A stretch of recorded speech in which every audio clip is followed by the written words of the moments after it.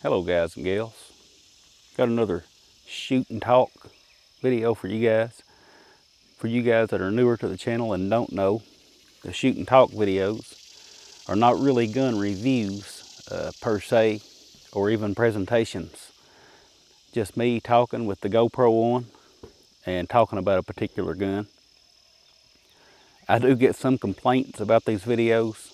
Some of you guys don't like the GoPro mounted on my head. The way it makes everything look, it makes you sick. Apologize for that.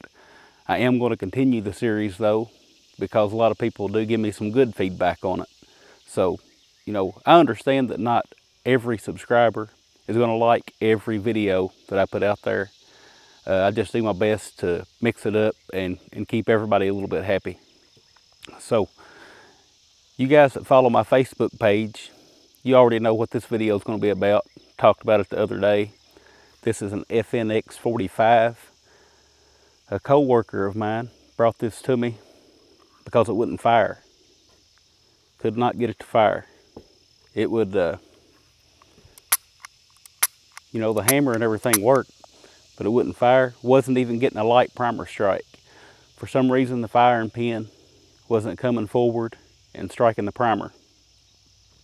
I thought maybe he had a broke firing pin, so I did a detailed strip of the slide, and the firing pin was just fine, but it had a big old bunch of like a dried bubble gum filling stuff to it, like a roofing tar. I don't know if it was dried grease or what it was in that firing pin channel. And my theory was that that grease, dried whatever it was, don't know how it got in there, was absorbing the motion of the firing pin before it ever had a chance to get going forward. So I cleaned all that gunk out of there, cleaned out the channel real good, cleaned the firing pin real good, went ahead, gave the rest of the gun a good cleaning. Show you that too. Really simple, easy gun to take down. Lock the slide back, flip the switch down, release the slide. So see, I got it cleaned up. Gun's back together. So anyway, down here to test it and see if it'll work now. When I brought this gun home yesterday, it would not fire. So that's what today's video is going to be about. Now, I said it's not a review, but I'll try to go over a few things real quick for you. Just basic stuff. It's an FNX 45 made by FN Herstal. Of course, you can tell by the name it's a 45 ACP. It's a rather large gun. Double action, single action. Right now you see the hammer's back is single action. Also fires double action, and it's a true double action.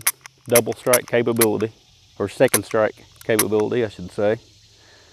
Got a 4.5 inch barrel. Weighs just under 34 ounces empty. It's 1.58 inches wide. Now the trigger, I haven't shot the gun in live fire yet. I've been waiting to get this on video to see if it actually works or not.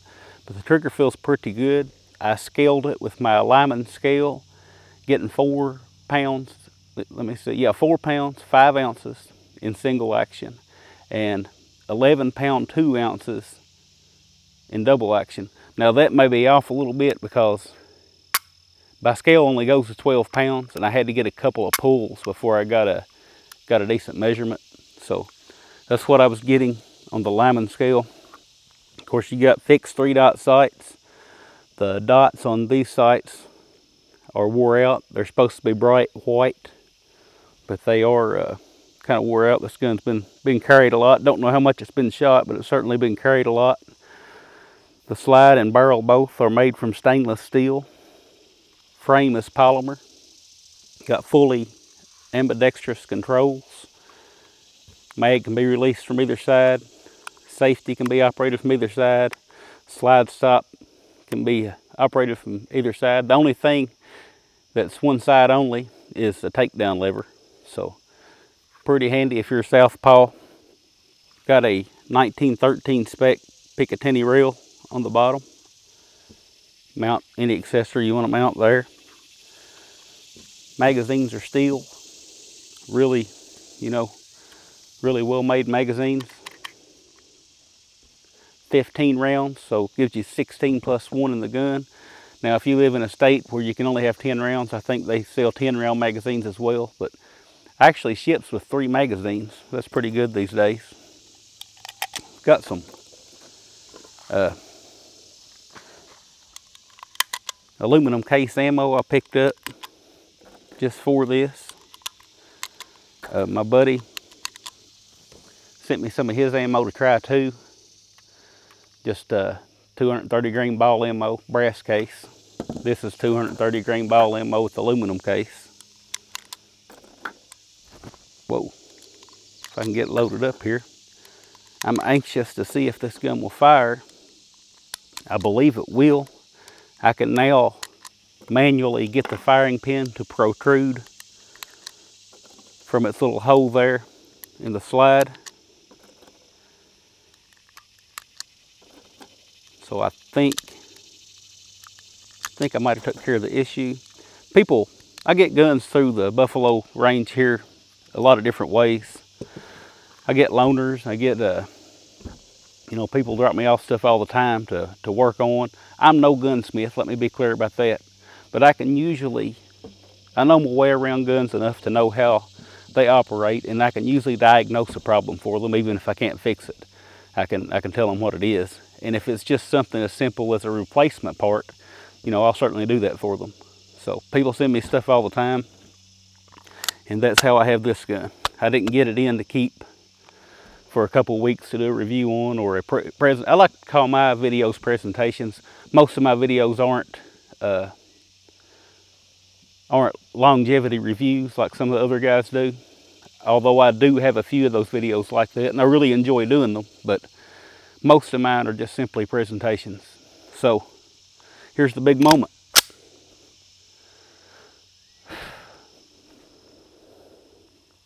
Applying some pressure. Oh yeah, we are firing.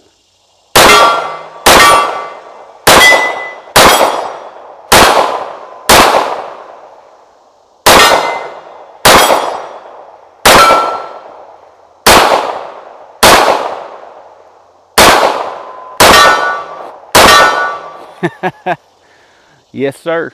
We are firing now. You know, I think this thing is shooting a little bit lower than where I'm holding. But anyway, most of the problems when people bring me a gun, most of the time, I can cure it. If it's not running right or something, I can cure it with a simple, detailed cleaning. And it's amazing how many times that happens, that somebody will bring me a gun and it's not working right, and I take it apart, give it a good cleaning, and it's ready to go again. Didn't mention, it also has a safety decocker. There's safe mode. That disengages the trigger. I do have one in the chamber, but that disengages the trigger. So you could carry this gun cocked and locked if you wanted to. You can also carry it decocked and off safety. That way there's nothing to think about but pulling the trigger. You don't have to worry about removing a safety or anything like that. So this gun gives you options if you were to carry it. More of a duty weapon, I would think, than anything else, than a concealed carry weapon. But I'm sure there are plenty of you guys out there that do concealed carry this particular gun. I'm always surprised to see what people can concealed carry and get away with it. A lot of you guys do it. So I'm going to fire this first shot double action, since I've already got it decocked. And now, of course, I'll be in single action. That target there is just not ringing out at all today. There it goes. Yeah, I'm shooting just a touch. If I hold a little bit high on the targets, I'll hit them, seems like about every time.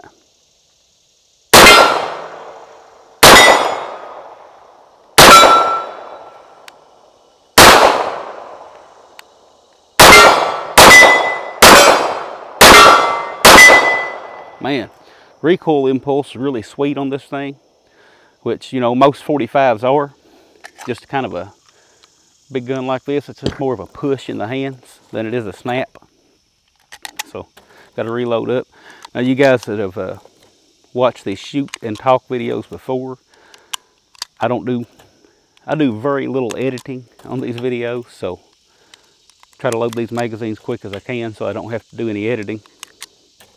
I do edit from time to time if it's something that'll greatly reduce the time and it's something that didn't really help the video anyway, but I try not to edit these much.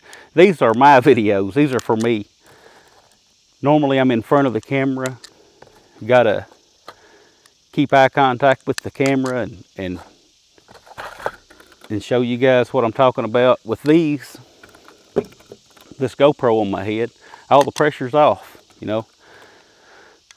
After all these years, been doing this almost 6 years now, believe it or not, I'm still a little bit camera shy, I guess. Only way to put it.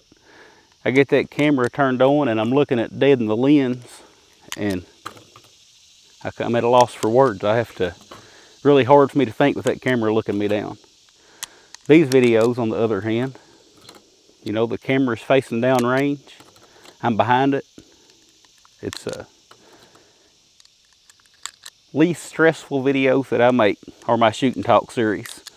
So, like I said, I know some of you guys don't like them, but these are for me just as much as they're for you. So, load it up. Go ahead and shoot this entire box of shells. Cartridges, just to make sure this thing is not going to give me any trouble before I give it back to him.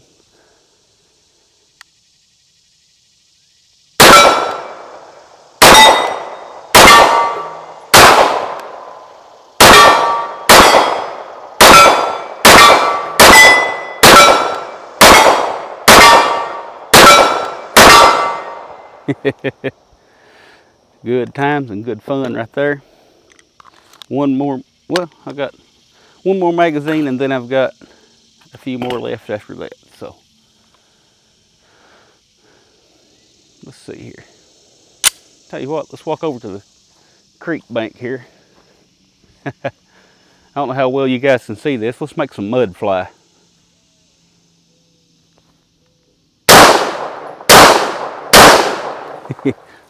Getting that water.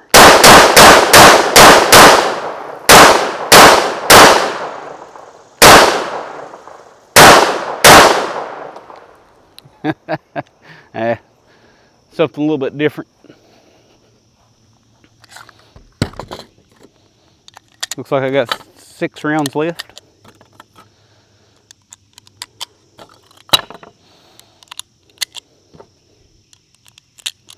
Let's back up. Let's back up to about 40 yards here. See if I can't make any hits.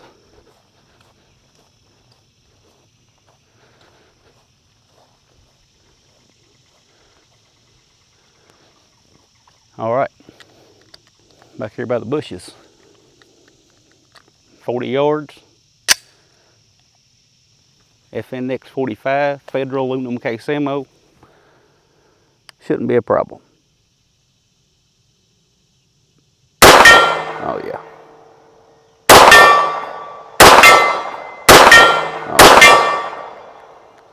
And that's it. So we got through a box and another full magazine. What's that? 45. Let's see, we have 50 rounds a box, 65 rounds. Wait a minute, I'm lying. One more. Now 65 rounds. So 65 rounds without a problem, whereas yesterday we couldn't get it to fire not one time. We had one round in the chamber where we just repeatedly kept striking that firing pin and it never did leave a mark on the primer. So guys, you know, myself, I'm bad about putting off gun cleaning sometimes, but not to the point to where it shuts the gun down. Really need to focus on keeping those firearms clean. They don't have to be sterilized, but you do have to keep them clean where they'll function. The best, you know, FNH makes a good product. The best guns will fail if you let them get dirty enough. This one had that crap in the firing pin channel. I don't know how it got there or what it was. Don't know if it's something that the owner used to grease it up with years ago and just shouldn't have been using. But I got it out and it's running good now. I'll talk with you guys again soon.